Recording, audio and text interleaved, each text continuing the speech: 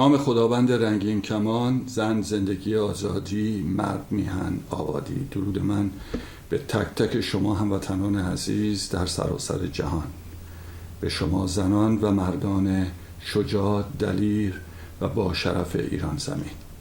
بار دیگر در برنامه تلویزیونی میدنایت شو و چی شد گفتم میدنایت شو، خیلی جالبه برای اینکه این رفاقت و دوستی که من با بعضی ها دارم که خیلی رفاقت بسیار نزدیکی هست، از زمان میدنایت شو که یک برنامه تلویزیونی شبانه ساعت 12 نیمه شب بود و از کانال 18 در سراسر کالیفرنیا و آمریکا پخش می شد. این دوستی از اونجا شروع شد و الان عجبه که یهود گفتم میدنایت شو، یعنی درست برگشتم به سالهای قبل.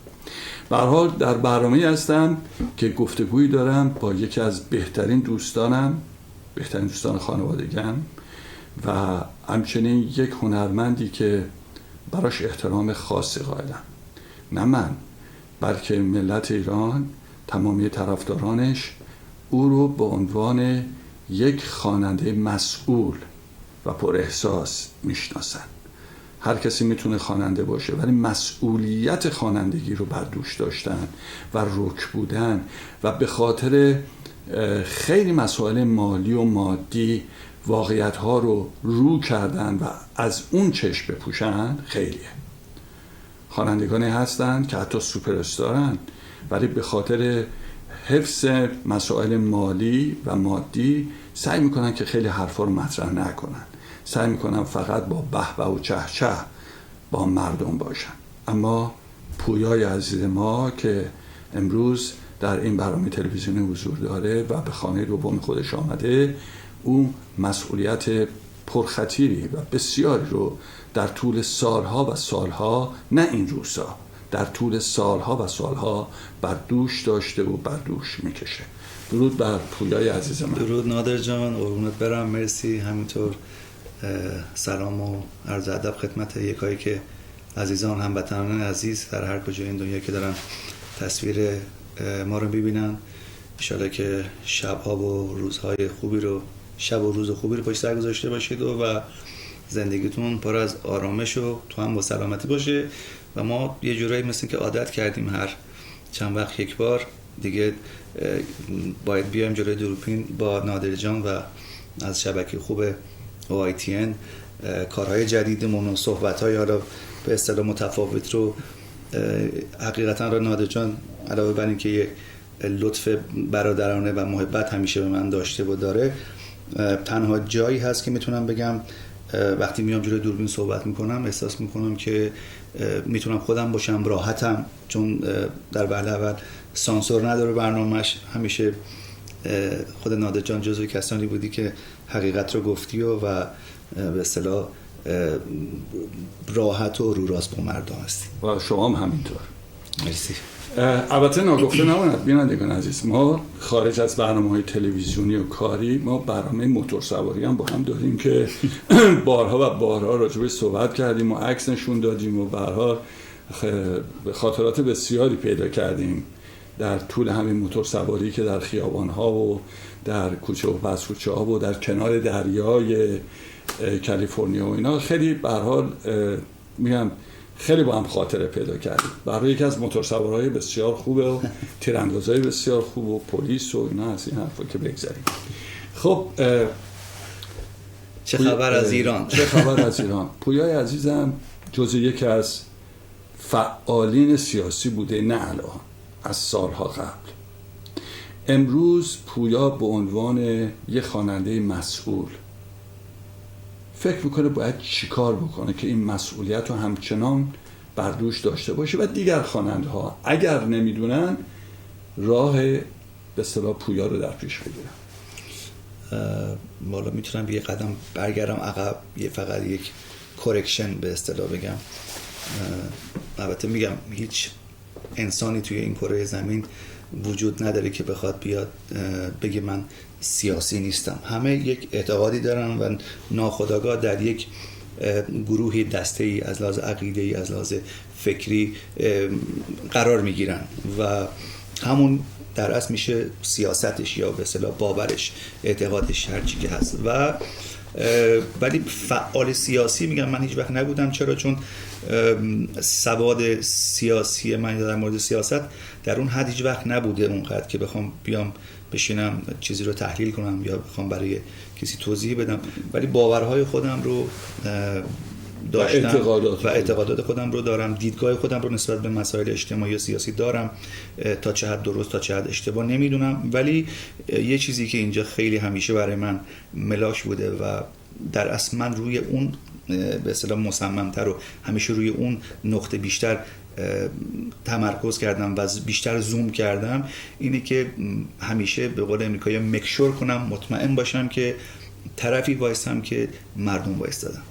یعنی هیچ وقت سعی نکردم به غیر از، یعنی در لابلای اون دیدگاه‌های سیاسی خودم یا نقطه نظرات خودم، همیشه در وهله اول به عنوان یک هنرمند مردمی، یعنی کسی که برجت داره به مردم خدمت داره میکنه، جزو کادر وظایف هنریش هستش و نمیتونه فقط هم کار هنری باشه، باید توش به اصطلاح این صحبت‌های متفاوت، حالا یه موقع در زمینه سیاست، یه موقع در زمینه مسائل اجتماعی باید باشه و هنری طبیعتاً که یه قسمتی از اینا همه دست به دست هم میده و یه قسمتی از فرهنگ ما رو به اصطلاح میسازه.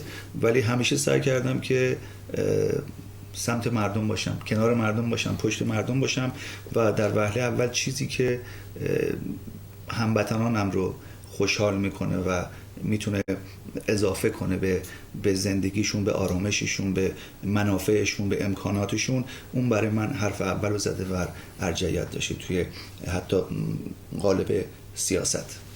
امروز برای پایدار نگه داشتن موسیقیمون، برای اینکه نسل جدید و نسل قدیم بتونن این موسیقی رو برای خودشون نگه دارن، چی کار باید کرد؟ شما خواننده ها چه مسئولیتی دارید؟ آیا مسئولیت پویا در چنین عرصه‌ای، در چنین روزها، در چنین سالی میتونه یکسان باشه با 10 سال قبل؟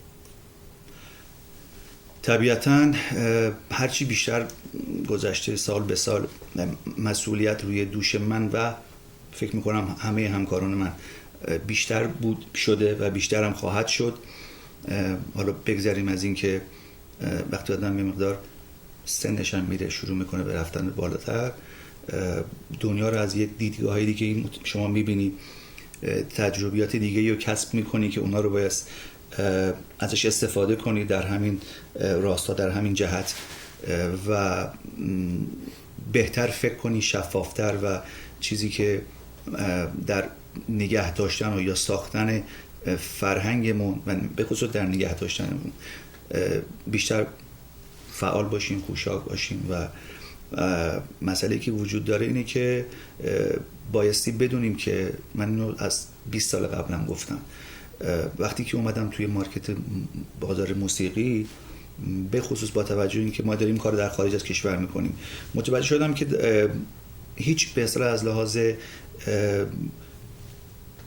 مالی یا از لحاظ بیزنسی مارکتی نیستش که آدم بخواد بیاد به هوا اینکه از این مارکت بخواد استفاده‌های مالی ببره. بنابراین تنها چیزی که میمونه که باید آگاه باشه هنرمند اینه که استفاده معنوی ببره. حالا یعنی که اگر پویا و امثال پویا و پویاها اومدن تونستن در حد اندازه خودشون اسمی برای خودشون ثبت کنن و بتونن برای خودشون هر چقدر کم یا زیاد بیننده، مخاطب، شنونده برای خودشون جذب کنن و نگه داشته باشن، چه بهتره که ما از همین تریبون یا از همین ویترین بتونیم کارهایی رو، حرفایی رو، صحبتایی رو، کانسپتایی رو بیایم و در موردش صحبت کنیم و بهش بپردازیم که در منفعتش مردم هم شریک باشن. یعنی فقط منافع شخصی نباشه. همون صحبتی که شما اول برنامه کردید گفتید که خیلی‌ها به خاطر مسائل شاید مالی میان چشم پوشی میکنن از خیلی مسائل دیگه و متاسفانه حتی میان فرهنگمون هم دارن روز به روز بهش لطمه میزنن. حالا فرهنگ موسیقی یه طرف، فرهنگ سینمایی یه طرف، فرهنگ اجتماعی چیزای دیگه. ولی من خوشبختانه تا به امروز میگم تن به این خفت خالی ندادم و سعی کردم که در سخت‌ترین روزها، در بدترین روزها هم اول منافع عمومی رو در نظر بگیرم، نه منافع شخصیم رو. یعنی شعر آهنگی که میخوام انتخاب کنم، میگم اگر یک چه میدونم جوون 7 ساله یا دختر یا پسر 10-15 ساله دارن گوش میکنن، آیا این شعر آهنگ من، این ترانه من، این کلامی که دارم ازش استفاده میکنم چیزی هستش که به دردشون بخوره؟ از بچه 7 ساله تا به اصطلاح مرد 70 ساله. خب بله بفرم.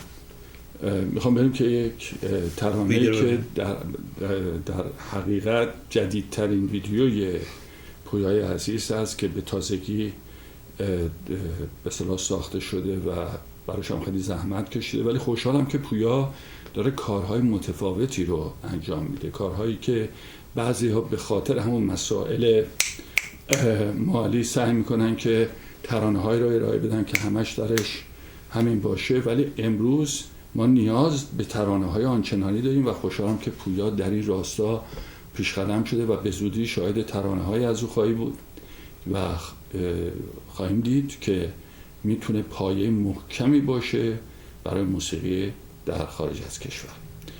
این ترانه این به اصطلاح نمیدونم کدوم کار دارن پخش میکنن، همین جدیدترینو. اگر آخریش که شاه منه و قبل از اونم کار رهایی اتاق فرمان اگر میشنون، شاه من رو شاه من دارن پخش میکنن. جدیدترینو جدیدترینش آخرین کاری که اومده با موزیک ویدیو کار شاه من بوده. خب کار کیه؟ ترانه‌اش از خانم مریم دلشاد و آهنگش از آقای یوسف، فامیلیشون یه خورده سخته، شرمنده الان حضور ذهن ندارم، ولی بعد از ویدیو من حتما میگم. اسم کوچیکشون آقای یوسف، برای اولین بارم هست با این دوست هنرمند نازنین داریم همکاری میکنیم، ولی حتما بله آقای یوسف خردمند. مرسی آقای یوسف خردمند. و موزیک ویدیوشو کی ساخته؟ موزیک ویدیوش رو سیروس عزیز، سیروس گردونی. خب با هم میریم نگاه میکنیم به آخرین موزیک ویدیویی که پویای عزیز زحمت کشیده و در این آشفته بازار که همه به دنبال مسائل دیگری هستند یا شاید سکوت میکنن، امروز پویای عزیز پا میذاره جلو برای ارائه کارها. سبک پویاست دیگه. یکی از رازهای موفقیت پویا برای شما جوانها بگم اگه دوست دارید بیاد خواننده بشی، اینه که از روز اولی که خوند خودش شد، هی خواستن به طرف معین بیارنش، بگن آقا تو سبکت با معین یکیه، ولی هر کاری کردن خود پویا سبک خودشو نگه داشت. خیلی مهمه که یه خواننده‌ای، خب معین هیز سوپر استار، یه لژند، یه اسطوره است، ولی یه خواننده‌ای نمیاد که خودشو در ردیف کاری رو قرار بده. ما یه دونه معین داریم، لازم نیست که 2 معین داشته باشیم. واسه همینه که پویا امروز تونسته برای خودش صاحب سبک باشه. ما 15 سال پیش نمیتونستیم این حرفو بزنیم، ولی امروز با ارائه کارهایی که از تو میبینیم که از اون روز اول خاصی صاحب سبک خودت باشی. من فکر میکنم نداشو این در مورد هر هنرمندی دیگه هم میتونه صدق کنه و حقیقتیه در است. من فکر میکنم اگه هنرمند بتونه در مسیر خیلی طولانی، در زمان خیلی طولانی توی این کار بتونه دووم بیاره و بتونه همچنان رو پای خودش بمونه و کارها رو فکر کرده با برنامه‌ریزی، با سلیقه، با وسواس انتخاب بکنه، در هر صورت این اتفاق برای هر هنرمندی میفته که ناخودآگاه خودش رو سبک و سیاق به اصطلاح اون فرمت اجراییش، فرمت انتخاب شعر و آهنگش، نوع اجراش، ویدیوش، کل پکیج ناخودآگاه خودش رو پیدا خواهد کرد. یعنی ایونچوئلی خودش رو پیدا میکنه.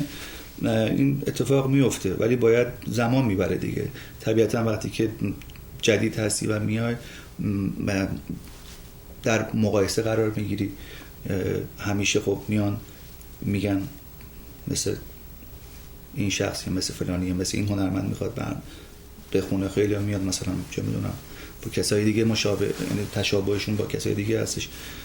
این چیز طبیعی بوده، هرچند که البته همیشه گفتم بازم میگم حتی شبیه ایشون استاد عزیزم خوندن خودش افتخاره، چون خودتون که گفتید سوپر استاره و معین سوپر استار. بله. و اصلا چه میدونم همیشه گفتم حتی اگر در مقایسه هم هر زمانی چه اون موقع چه الان اگر در مقایسه قرار بگیرم من اینو به عنوان کردیت برای خودم برمی‌دارم. ولی اینی که نخوای همون راه و همون سبک و بیای اون در چون خیلی بچه‌ها فکر میکنن اگه مثل سوپر استارها بخونن مثلا راهی برای موفقیت، در حالی که به نظر من هر کی اومده بازخوانی کنه، یعنی آمده درست اون سبک رو پیاده بکنه، نتونست بمونه، نتونست ریشه پیدا کنه، چون همه اصل رو دارن، به دنبال کپی نمیرن.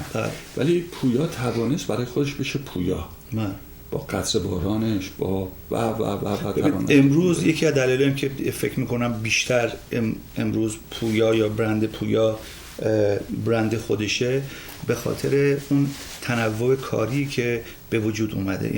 یعنی چی؟ یعنی قبلا روزی که من اومده بودم لس آنجلس، اون موقع 4-5 نفر بیشتر نبودن که توی این سبک کار میکردن، یا حالا خیلی بخواد باشه مثلا 10 نفر دیگه، ولی از اون 10 نفر دیگه بیشتر نبود کسی که توی این سبک کار میساختن. بنابراین حالا اگر 5 نفرم بودن که توی این سبک میخوندن، با اون 10 نفر داشتن کار میکردن، یعنی سازنده ها همون 10 نفر بودن، هیچ فرقی نمیکرد.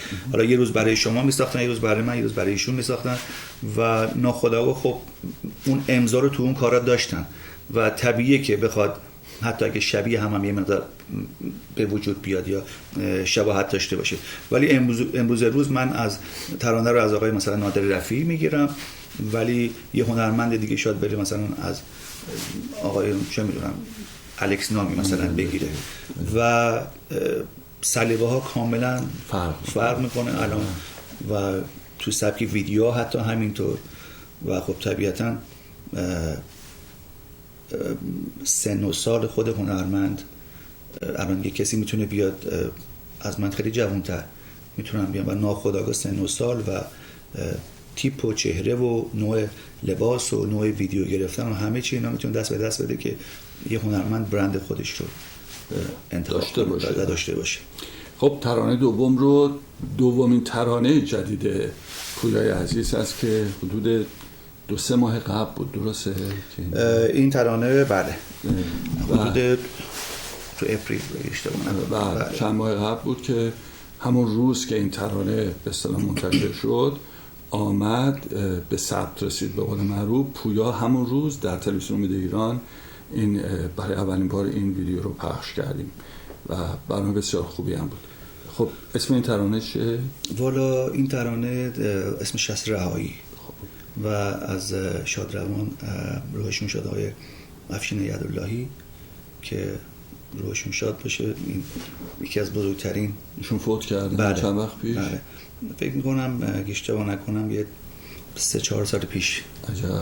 بله فوت شدن در سانحه تصادف. عجب. در ایران؟ بله در ایران به همراه همسرشون. عجب. که متاسفانه جفتشون جونشون از دست دادن، ولی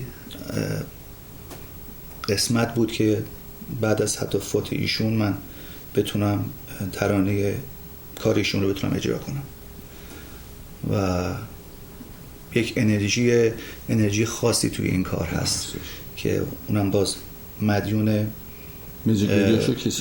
آهنگساز این کار هستم آقای حمیدرضا گلشن، چون باعث بانیشون ایشون شدن. ایشون هم ایران هستن و ایشون هم ایران هستن، از دوستان خوب هنرمند من هستن و ویدیوشو کی ساخت؟ ویدیوش رو هم باز آقای سیروس کردونی. آقای سیروس با سیروس زیاد کار میکنه. الان این تو این چند وقته با سیروس کارهای زیادی داریم. کارش هم بسیار قشنگه. آره خیلی خوش ذوق و با سلیقه و بسیار خوش انرژی هم از کار کردن باهاش. بسیار لذت بخشه. خب بریم با هم دیگه نگاه. شور حال دیگه ای داشت این ترانه. بله خیلی جالبه. یه انرژی خاصی تو این کار هست. واقعا.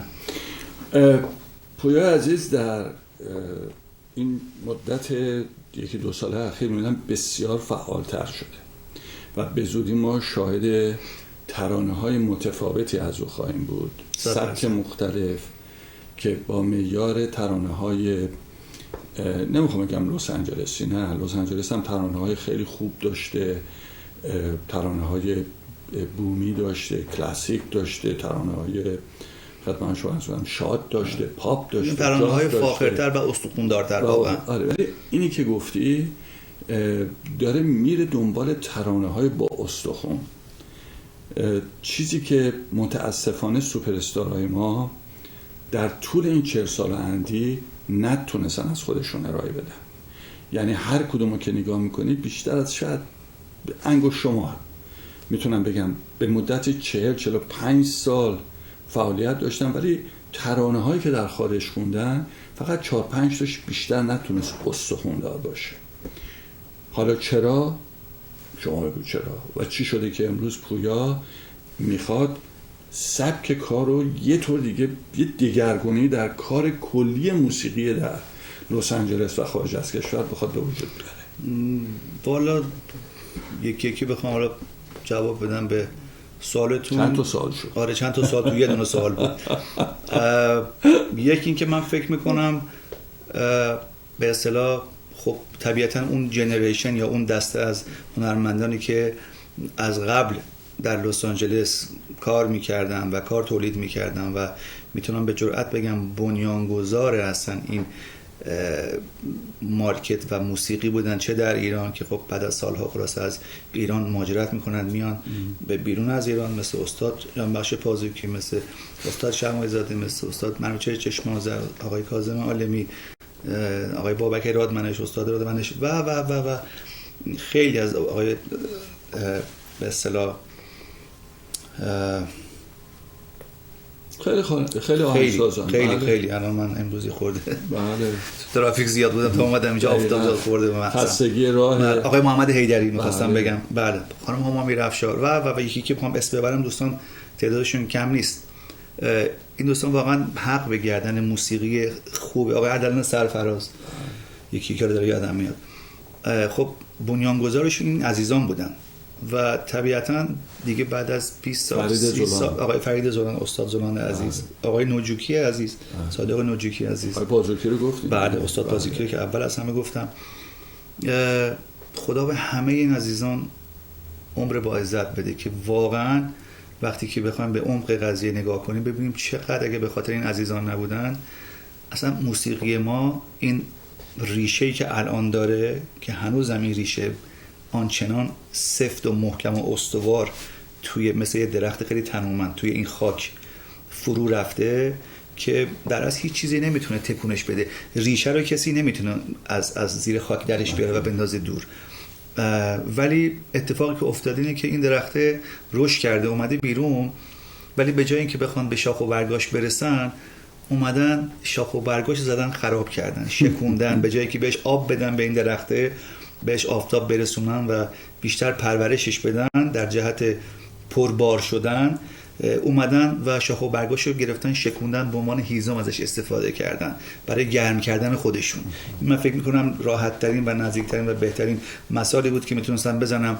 به جای اینکه بخوام بیان به شاخ و برگاش برسن، برای گرم کردن خودشون از شاخهاش به عنوان هیزم استفاده کردن.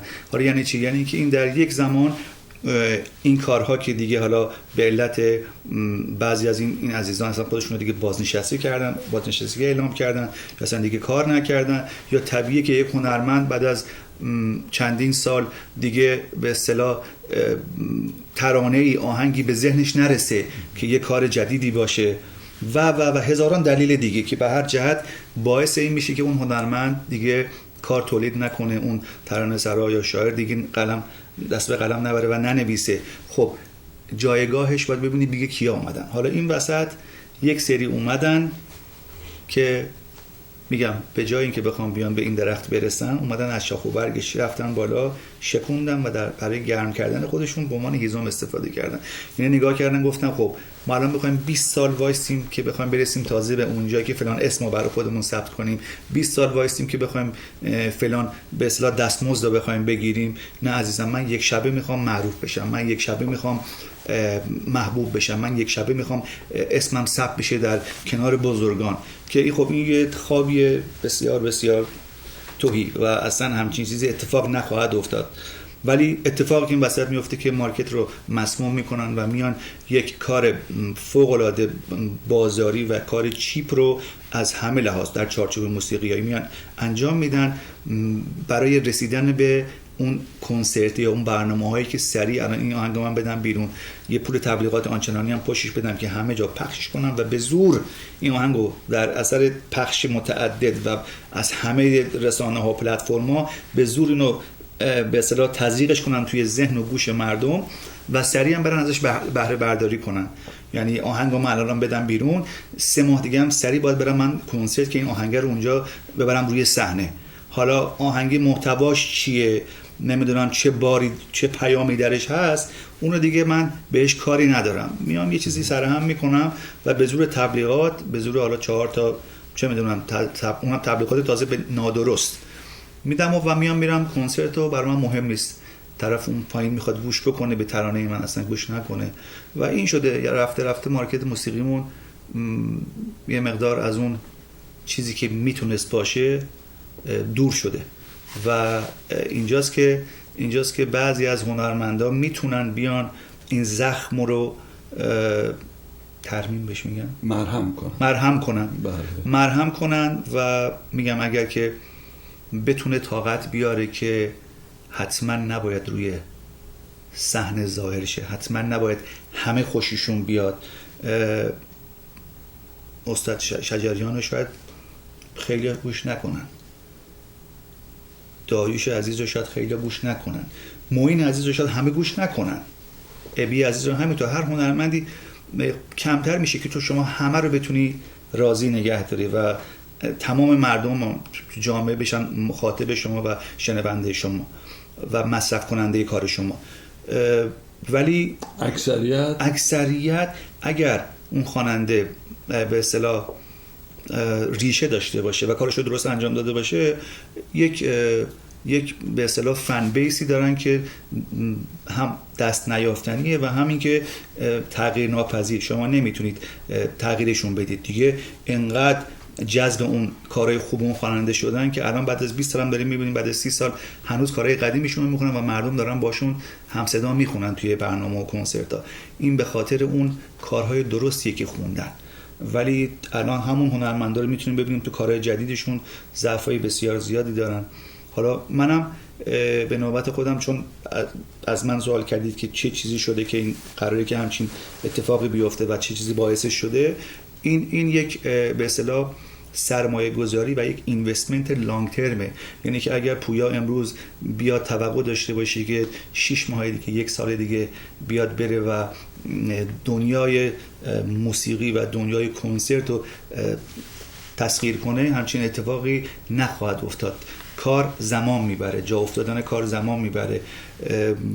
بعد از 40-50 سال عمر رفته تازه مردم متوجه شدن که خانم هایده چی خونده. تازه الان هایده محبوب عزیز شده بعد از رفتنش. دقیقا. شما عمق فاجعه رو دیگه پی ببرید. تازه مردم میگن خدا بیامرزه خانم معصی چی خونده، که واقعا یکی هم. متوجه هستید؟ و ببینید الان هنرمند اسمارت، هنرمند باهوش، هنرمند فرهیخته و به اصطلاح باسواد، به نظر من خانم همیرا دقیقاً متوجه شدن که کجا بایستی استاپ بکنن، کی استاپ بکنن، در اوج. ایشون 120 سال زنده باشن، هنوزم میتونن اگه بخوان میتونن. بسیار طرفدار بسیار خیلی تلفن میگیریم که به ما میگن آخه موزیک ویدیوشو پخش بکنن. هنرمند با شعور، هنرمند متعهد واقعا به ایشون میگم. من انقدر احترامم بهشون بیشتر شده که هرچی بیشتر میریم جلو تازه متوجه میشم چه بانوی بزرگواری و چه انسان تمام کمالی که خودشون متوجه میشن خیلی سخت آدم یه هنرمند یک عمر بزرگ یک مملکت باشه و مردم همه به اصطلاح عاشقش باشن و شما بیای از تمام این انرژی گرفتن های عشق محبت گرفتن رو بگذری. به خاطر چی؟ به خاطر اینکه خودت رو و پکیجت رو حفظ کنی و سلامت و سالم بمونی. یعنی هنوز من وقتی که صدای بسیار زیبای ایشونو گوش میکنم با کارهای سالمشون گوش میکنم و خودشون رو هیچ وقت خراب نکردن، بلکه اضافه کردن به وزنه سنگین تری که بودن. و امیدوارم که واقعا این چقدر زیبا گفتی، چقدر امیدوارم این درسی باشه و همین گذشته زمان کمان که این درس رو، این پدیده رو، این احترام رو از خانم همیرا به خوبی زمانه نشون داد و چقدر زیباست که امروز پویا میشینه و خانم همیرا رو مثل میزنه، مثال به عنوان یک بانو، یک خواننده که متعهد بوده و هست و خواهد بود تا آخر روز زندگیش. بسیار عالی. خب در زمان خیلی کوتاهی پویا عزیز چه برنامه‌ای داره؟ چیکارا میخواد بکنه؟ برنامه‌ها که نادر جان من اعلام کرده بودم از چند ماه پیش، گفته بودم که دارم خارج از موتور سواری و خارج از شنا و دریا و الان کوهنوردی و اینا، خارج از اینا، اونا که دیگه همیشه بریم سر موسیقی. الان بیشتر فصل کار پویاست و فصل کار کردن و تولید کار برای پویا تصمیم گرفته که به اصطلاح بیشتر کار تولید بکنه. چرا؟ چون الان میتونه توی موقعیتی هستش که موقعیتش رو داره و جامعه نیاز داره و از یه طرف هم میبینم که واقعا فکر میکنم جامعه نیاز داره که 4 تا کار شست و رفته از لحاظ ترانه و آهنگ بیاد و خیلی ها هستن که خب سنین بالاتر موسیقی‌های دیگه گوش میکنن تا چیزی که جوونا دارن امروز رو گوش میکنن، جا پخش میکنن. بله. و من فکر میکنم اون جای خالی رو من بایستی وظیفه دارم که اون جای خالی رو پر کنم. اون میشه وظیفه دیگه، اون میشه شرف کاری. اون میشه شرف کاری دقیقاً. و این که بخوام برم صرفاً یه کاری بخونم که میگم فقط توی مهمونی‌ها و دیجی ها پخش کنن و تو کلاب و کنسرت‌ها، این کارو نخواهم کرد. دوست دارم که مردم تو خلوت خودشون، هر کسی تک نفر تو خلوت خودش با پویا باشه. آره، با اون کار من بتونه به اصطلاح خاطره سازی کنه و عشق بازی کنه. بسیار عالی. آرزوی بهترین ها برای دوست و رفیق و هنرمند عزیز کشورمون پویا دارم. سلامتی باشه که با هم این موتور سواری ها رو ادامه بدیم و سفرهای موتوری و این تایم ها رو با هم داشته باشیم. کمپینگ هم کبیری و چقدر والا من جرئت نمیکنم این کاری که میکنه من باش برم کمپینگ. رفتم یکی دو بار ولی یه کارایی میکنه که من جرئت نمیکنم روش بهت بگم. یه موقع ما میخوایم سالم برگردیم و اون مسئولیتی که داری هم در قبال خانوادت هم در قبال، ببینید وقتمونم تموم شد، کسی که وابسته به خانواده باشه وابسته به جامعه میشه. پویا من باهاش زندگی کردم، از دوستان قدیمی خانوادگی منه، چنان وابستگی به خانواده‌اش داره که اون وابستگی رو شما دارید با مردمش میبینید و این از ریشه خانواده میاد که امروز حاصلش از پدر و مادرش پویایی میشه که امروز با جامعه گام به گام داره میره جلو، در تظاهرات هست، در غم جامعه هست، در شادیش هست و با جامعه پیش میره. دمت گرم. قربونت برم نادر جان عزیزم، برادر عزیز. آرزوی بهترین‌ها دارم. ممنون از شما بینندگان عزیز، ممنون از همکارانم در اتاق فرمان، به کارگردانی آقای مهندس صبوحی و زن، زندگی، آزادی، مرد، میهن.